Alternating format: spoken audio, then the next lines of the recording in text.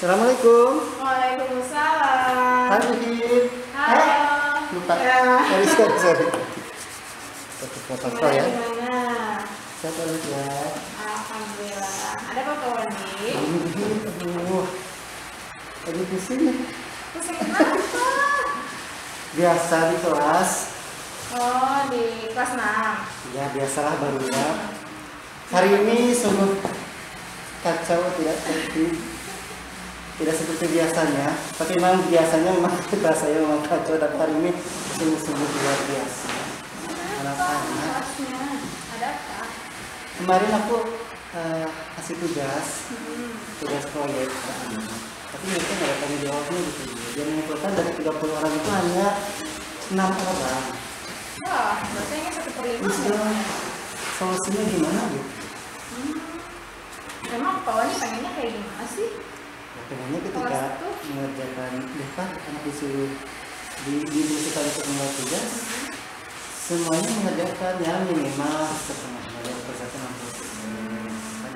Kan itu ada tanggung jawabnya gitu kan, ada disiplinnya. Padahal dari sebelumnya materinya sudah diberikan, kemudian instruksinya sudah diberikan, prosedur sudah diberikan, gitu. Tapi mereka tetap saja tidak mengerjakan.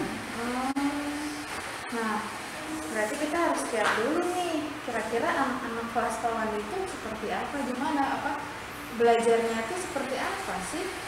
Saya juga belum pernah lihat sih ya, mungkin nanti kita bisa lihat bareng. Tapi saya pengen tahu dulu nih, kalau dari Pak Wani di kelas itu anak-anak belajarnya seperti apa? Misalnya apakah ada yang jalan-jalan gitu, apakah ada yang gimana? Nah, justru ketika saya menjelaskan materi, anak-anak itu vokal, terlalu vokal, aktif malah. Tapi aktifnya itu sebagian besar tidak nyambung. Malah dengan duduk yang paling belakang itu mereka sering bolak-balik, kotak-kating gitu kan, jalan ke sana kemari, pindah duduk sana, pindah duduk sini gitu. Sehingga gravitasi di kelasnya itu berkurang gitu. Jadi banyak barang yang melayang-layang gitu di kelas saya. Oh, jadi mungkin gini kali ya. Berarti di kelas itu sebenarnya kelas Pak Wandi itu anaknya aktif. Cuma mungkin memang mereka agak kurang mendengarkan kali ya apa kata gurunya. Nah, gitu ya, ya. tetapi kalau sekarang anak saya diberikan tugas mencatat atau misalkan saya ada pelajaran IPA kemarin tentang tata surya itu, anak-anak saya kumpulkan keluar dari kelompok, mereka lebih semangat. Justru lebih paham dengan cara seperti itu. Pertama saya beri materi seperti biasa ya, hafalan tata surya kan, ada dari Merkurius sampai Neptunus. Belum hafal juga, yang hafal hanya 6 orang itu saja gitu kan yang paling oke. Ya. Setelah ini saya coba pakai lagu.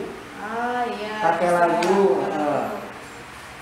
Hanya beberapa orang sampai 13-14 orang. Nah, ada peningkatan. Nah, kan saya kesel kan, masa sih untuk menghafal nama proyek saja susah. Nah, terakhir saya keluarkan anak-anak ke lapang di lapangan dikondisikan, dan ternyata alhamdulillah Bisa tuh. bisa. Berarti mereka memang harus bergerak kali ya. Bener kan capek juga gitu. Capek sih memang.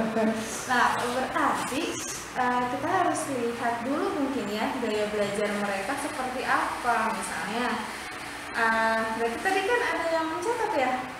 Nah, yang mencatat ini berarti mereka mungkin lebih senang gaya belajarnya mungkin visual gitu. Terus kalau yang tadi sering jalan-jalan, jalan-jalan mungkin mereka memang gaya belajarnya kinestetik.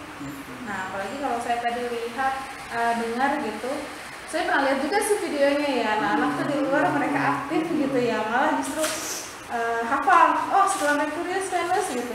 Nah, itu lebih menarik lagi. Kalau menurut Pak Wandi, apakah menurut Pak Wandi lebih enak yang mana nih anak-anak belajarnya, lebih menyenangkan yang mana? Apakah yang tadi mencatat itu, ataukah yang tadi dengan nyanyian itu, atau dengan yang project tadi? Project berarti itu ya, praktek ya? Praktek. Nah, anak lebih antusias yang mana tuh di antara tiga itu? Kalau dari segi anak-anaknya juga antusias di lapangan. Tapi kalau ketertiban di kelas, ya mencatat itu cuma waktunya habis mencatat.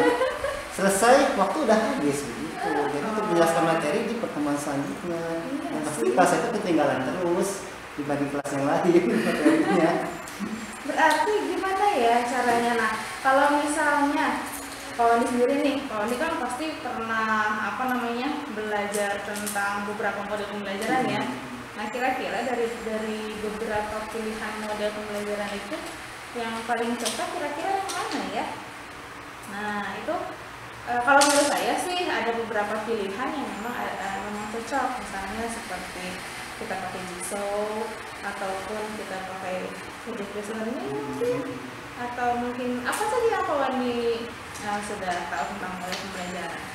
Hampir semua sudah diterapkan ya, tapi yang nyambung anak-anak itu aja. Kalau yang laulau dan yang bolak-balik tempat duduk itu ya gitu-gitu aja. Seperti apakah memang harus dipisah, dibedakan? Ya sebenarnya sekarang udah mulai ada nih pembelajaran berdiferensiasi namanya kawan nih. Jadi pembelajaran berdiferensiasi ini kita lakukan pemetaan dulu, kita petakan dulu kebutuhan siswa. Jadi biasanya kita akan membuat sebuah angket. Nanti mereka lebih senang belajar dengan cara apa? Misalnya apakah yang visual kah? Ataukah yang mereka senangnya mendengar lagu atau video gitu? Ataukah mereka senangnya yang bergerak? Nah ini kita petakan dulu. Setelah itu kita bagi menjadi beberapa kelompok. Nah seperti itu. Kalau seperti itu gimana Pak Wandi? Menurut Pak Wandi apakah itu bisa? Perlu dicoba. Cuma mungkin dari kuantitas itu jumlah anaknya berbeda-beda bahkan oleh visual. Pasti akan berbeda. Nah, sebelum dimulai pembelajarannya kita sepakat dulu nih untuk apa pembelajaran ini, apa yang kalian inginkan, apakah ingin pembelajaran menyenangkan atau tidak, terus apakah mereka itu ingin tertib nggak, ingin seperti apa. Nah, kita tuliskan nanti di situ. Nah, kira-kira kalau itu biasa seperti itu tidak di kelas? Kalau yang diucapkan sama Wida tadi, belum ya. Baru nyampe ke apa ya namanya diferensiasi gender. Sesi 1 perempuan saja, sesi 2 laki-laki saja. Untuk ketertiban di kelas agak oke lah. Tapi nggak apa-apa kok. Itu menurut saya dengan pembagian gender itu juga udah salah satu cara diferensiasi kita. It's okay, nggak apa-apa kok, itu udah bagus kok Pak. Tinggal ditambahin aja, keterampilan sosial emosional anak aja. Ya, kesadaran diri itu sama tanggung jawabnya mereka. Ditambah dengan kesepakatan kelas mungkin ya. Nah, biasanya Pak Wandi kalau kesepakatan kelas itu mulainya itu pada saat kemarin kita sudah sepakat dulu besok kita akan belajar ini, kalian harus seperti apa, atau biasanya di awal pembelajaran? Ya, di awal semester aja sih. Jadi perkenalan gitu ya? Perkenalan gitu kan, orientasikan, kita sepakat kalau difasilitasi untuk belajarnya sendiri. Karena setiap anak ketika datang ke sekolah harus tiket. Gitu. Gimana kalau kesepakatan kelas itu kita mulai selalu setiap hari di awal pembelajaran? Ya, karena memang anak-anak ini mungkin perlu diingatkan ya. Ya kebiasaan saya juga gitu. Saya kan mama di SMK kan ngajarnya. Jadi kalau SMK kan memang di awal, tengah, akhir gitu kan. Saya lupa pas itu ngajar di SD gitu. Jadi harus selalu diingatkan. Memang seperti itu seharusnya gitu kan. Saya selalu lupa. Karena iya sih, saya paham. Saya memang kan Pak Wandi baru mulai menjajaki di SD ini ya. Biasanya ngajar di SMK ya nggak apa-apa. Berarti sekarang kita sudah mulai untuk belajar di kita di SD ini seperti apa, karakteristik anak-anaknya seperti apa. Insya Allah ya, hingga kalau Andi pasti bisa. Tinggal mungkin nanti bagian konsistensinya ya. Nah kira-kira nih Pak Andi bisa konsisten nggak nih, bisa continue nggak nih supaya kelasnya mulai tertib lagi, mulai rapi lagi gitu anak-anaknya. Jadi kayaknya dicoba yang tadi Pas berarti kalau misalnya seperti itu, yang penting anak-anak sudah bisa saya pilihnya keguruan gitu. Kayaknya benar. Coba. Kalau kita di keguruan kan memang sudah diajarkan deh, yakin deh kawan pasti bisa, tinggal ya mungkin kadang-kadang kita suka lupa sih memang.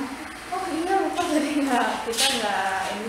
Tapi memang yang saya perhatikan si anak itu dari 30 anak mereka tetap duduk ya, mereka sudah mengkondisikan masing-masing loh. Contoh mereka 1, 2, 3 ini memang yang suka ini suka itu. Kalau yang suka bolak-balik berarti jalannya belakang 4 gitu. Kalau yang disuruh nyatet suka lompat gitu, berkelompok di situ gitu. Jadi udah satu jadi mereka harus kelompok. Saya kelihatan seperti itu. Berarti bisa sesuai dengan minat mereka tuh. Berarti tinggal Wandi masukkan ke model pembelajarannya, masukkan pemetaan kebutuhan siswa. Kebetulan memang mereka udah berkelompok sendiri, berarti sesuai dengan minatnya mereka apa. Kalau di teori atau di materinya nih, misalnya tentang susunan planet ya. Nah berarti dia minatnya tuh kemana, untuk apakah nih yang gambar nulis biasanya kan mereka kadang-kadang suka senangnya gambar terangan-angan, bukan nulis malah ngegambar kan? Ya kan? Nah kita suruh aja anak-anak untuk membuat planetnya.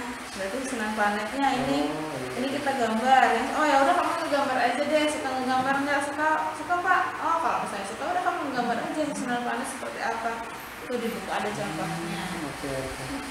Pantesan yang 4 anak tuh si Rehandi, si Jian, si Muhammad Akbar sama si Bipari itu kalau disuruh nyatet, anak-anak nyatet, tapi dia suka ketinggalan. Yang ini sudah selesai di kalimat terakhir, mereka baru di kalimat pertama gitu. Saya memang perhatikan di jadinya jadi buku suka cara gambar gitu. Oh iya, berarti mereka emang minatnya ke situ Pak. Berarti kita bisa lakukan itu aja. Oh berarti anak ini minatnya ke gambar, ya udah tugas mereka gambar aja. Kalau untuk nulis, jadi nilainya pun akan tetap sama. Untuk yang menggambar mereka sudah hafal tentang susunan planet. Untuk yang menulis mereka sudah hafal planetnya ada di mana, mana yang merupakan planet dalam, planet luar.